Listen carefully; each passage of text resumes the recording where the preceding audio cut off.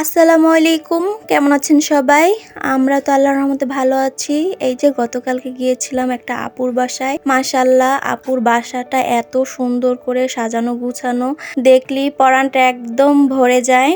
আমি শুধু আপনাদের সাথে বেডরুমের ভিডিওটাই শেয়ার করছি। বেডরুমটা দেখুন কতটা সুন্দর করে গুছিয়ে রেখেছে। আপুর কিন্তু একটা ছোট্ট বেবিও আছে, মানে অতটাও বড় না, এলোমেলো সারাদিন করে, তারপরও আপুর এত এনার্জি, এত সুন্দর করে সংসারটাকে গুছিয়ে রেখেছে। মানে যে কেউ গেলেই তার বাসায় আসলে পরানটা একদম ভরে যাবে, এরকম একটা অবস্থা। আমার তো আপুর বাসাটা খুবই পছন্দ হয়েছে। এই যে তারপরে দুপুরে 1-1:30টার দিকে আপুর বাসায় গিয়েছিলাম, তখন আর কি বা নাস্তা দিবে, তারপরে আমাকে মিষ্টি আর শরবত দিচ্ছিল আর খাচ্ছিলাম। আর তো আমাদের অনেক অনেক গল্প করছিলাম, গল্প তো শেষই হচ্ছিল না। তারপরে আমি অতটা শিওরও ছিলাম না যে আপুর বাসা যাবো, একবার বলি যাবো একবার যাব না। তারপরে আপু সাধারণভাবে যা রান্না করেছিল ওগুলো দিয়েই দুপুরের খাবারটা সেরে নিয়েছিলাম।